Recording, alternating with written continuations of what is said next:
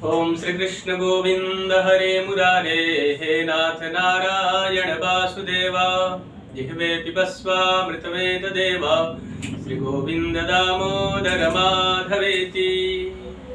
नमस्कार मित्रों, सर्वप्रथम आप सभी कृष्ण भक्तों को कृष्ण जन्माष्टमी की ढेर सारी शुभकामनाएं देता हूं। आप सभी के जीवन में भगवान श्री कृष्ण की विशेष कृपा बनी रहे, दिन दूना और रात चौगुना तरक्की करते रहिए। मित्रों, आज चर्चा करेंगे हम कृष्ण जन्माष्टमी 2021। कृष्ण जन्माष्टमी कब है और कृष्ण जन्माष्टमी के दिन क्या क्या करना चाहिए, और भगवान श्री कृष्ण के पूजा और उपासना की पूरी विधि मैं आप सभी को इससे जुड़ी हुई संपूर्ण जानकारी प्रदान करूंगा। मित्रों, प्रतिवर्ष भाद्रपद मास के कृष्ण पक्ष के अष्टमी तिथि को कृष्ण जन्माष्टमी का महान पर्व पूरे भारतवर्ष ही नहीं, दुनिया में तमाम सारे जगहों पर बड़े ही हर्षोल्लास के साथ मनाया जाता है। मित्रों, आज बात करेंगे कि कृष्ण जन्माष्टमी कब है और भगवान कृष्ण का जन्मोत्सव कब मनाया जाएगा। तो मित्रों, भाद्रपद के कृष्ण पक्ष के अष्टमी तिथि यानी कि सोमवार के दिन दिनांक 30 अगस्त 2021 सोमवार को कृष्ण जन्माष्टमी का यह महान उत्सव पूरे हर्षोल्लास के साथ मनाया जाएगा।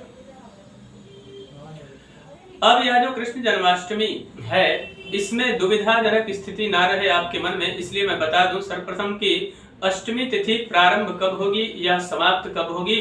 और एक बात की जानकारी अत्यंत आवश्यक है कि कृष्ण जन्माष्टमी का जो महान पर्व है, यह अष्टमी युक्त रोहिणी नक्षत्र में ही भगवान कृष्ण का जन्मोत्सव मनाया जाता है।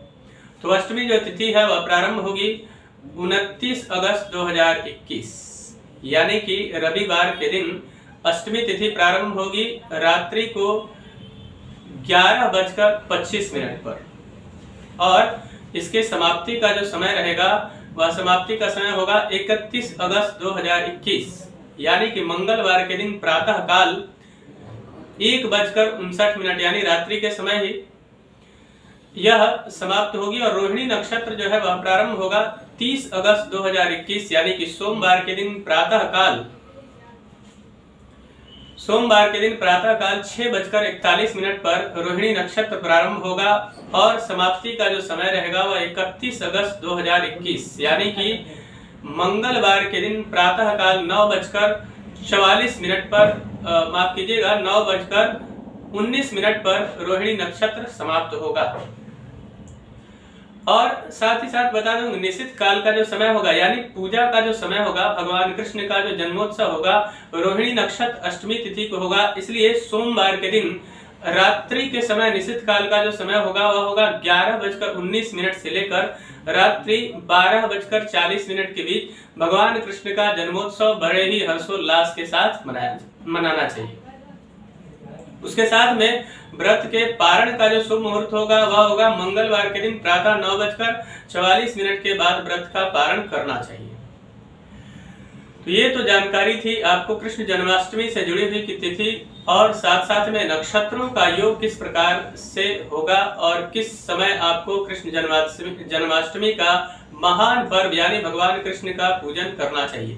अब जन्मोत्सव से पूर्व यहाँ पे भगवान कृष्ण के मूर्ति को, छोटी सी मूर्ति को आपको सुंदर पीले वस्त्र में उसको लपेट कर और बहुत सारे जगहों पे, तमाम सारे जगहों पर खीरे में उसको रख दिया जाता है और सुंदर फूलों से सजा दिया जाता है।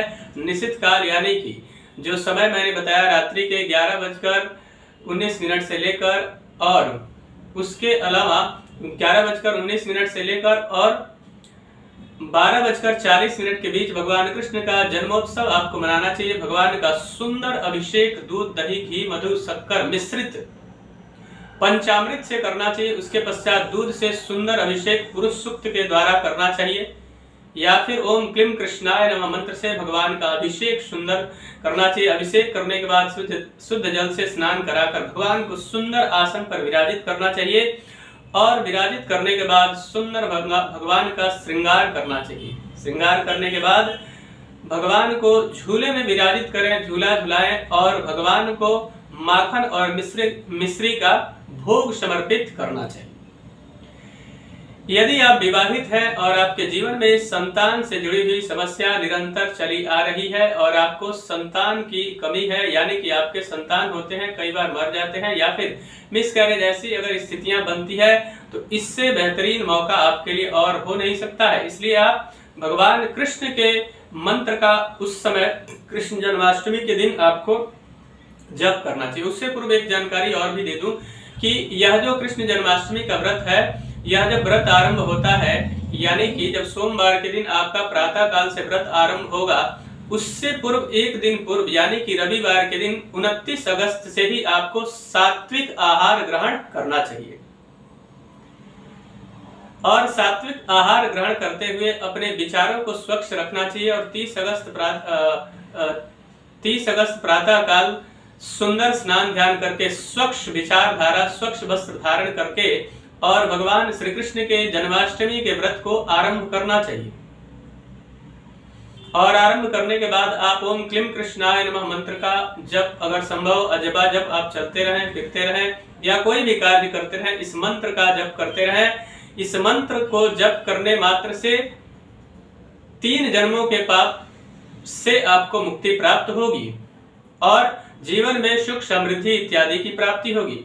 मैं बात कर रहा था कि जिनके पास संतान नहीं है वह कृष्ण जन्माष्टमी के दिन क्या करें, प्रातः काल स्नान ध्यान करके पीला वस्त्र धारण करें और भगवान श्री कृष्ण को हाथ जोड़कर अपने आप को समर्पित करें कि हे प्रभु, हे भगवान कृष्ण, आपके ही समान हमारे घर में पुत्र रत्न की उत्पत्ति हो या कन्या भी प्राप्त हो, कोई भी संतान मेरे घर में प्राप्त हो। और एक बड़ा ही सुंदर मंत्र है जो लगभग आप लोगों को पता होगा, नहीं पता है तो मैं बता देता हूँ। ओम देवकी सूत गोविंद वासुदेव जगतपते देहि मे तनयम कृष्ण त्वामहं शरणं गताः। मंत्र को फिर से एक बार सुनिए। ओम देवकी सूत गोविंद वासुदेव जगतपते देहि मे तनयम कृष्ण त्वामहं शरणं गताः। इस मंत्र का जप आपको तुलसी की माला से करना है। तुलसी की माला से इस मंत्र का जप अगर पूरे दिन पूरे श्रद्धा और विश्वास के साथ करते हैं और कृष्ण जन्माष्टमी के समय भगवान को समर्पित करते हैं, या जो जप आप कर रहे हैं भगवान को समर्पित करिए, भगवान कृष्ण का सुंदर आप पूजन करें पूरे श्रद्धा और विश्वास के साथ इस मंत्र का जप करते हुए और भगवान के को मोर पंख जरूर समर्पित करें, भगवान को झूला झुलाएं और पूरे श्रद्धा विश्वास के इस व्रत को पूर्ण करें आप। और विश्वास के साथ अगर पूर्ण करते हैं तो निश्चित मानकर चलिए ईश्वर की बड़ी विशेष कृपा होगी और आपके घर में संतान की उत्पत्ति जरूर होगी। तो मित्रों, यह जो व्रत है, इस व्रत के समापन के समय यानी व्रत का जब पारण करते हैं उस समय या उसके बाद आपको भगवान कृष्ण के जन्मोत्सव के पश्चात ब्राह्मणों को दान देना चाहिए, वस्त्र दान, अन्न दान इत्यादि कर सकते हैं और उसके पास गरीबों को भिक्षा इत्यादि देने का कार्य करना चाहिए या फिर उनकी सहायता करना चाहिए। इस प्रकार से आप व्रत करते हैं तो निश्चित मान लीजिए कि भगवान कृष्ण की विशेष कृपा आपके जीवन में प्राप्त होगी, जीवन में आपके दुख दरिद्रता इत्यादि नष्ट हो जाएगी और जीवन में सुख समृद्धि की प्राप्ति होगी। तो मित्रों, मुझे आशा है कि मेरा यह कार्यक्रम आप सभी को पसंद आया होगा। मित्रों, मेरा एक निवेदन है कि अगर अभी तक हमारे चैनल को आपने सब्सक्राइब नहीं किया है तो कृपया चैनल को सब्सक्राइब करें, वीडियो को अधिक से अधिक लाइक और शेयर करें, बेल आइकन को दबाएं जिससे नई नई जानकारी आप तक पहुंचती रहे। तब तक के लिए इजाजत दीजिए। नमस्कार।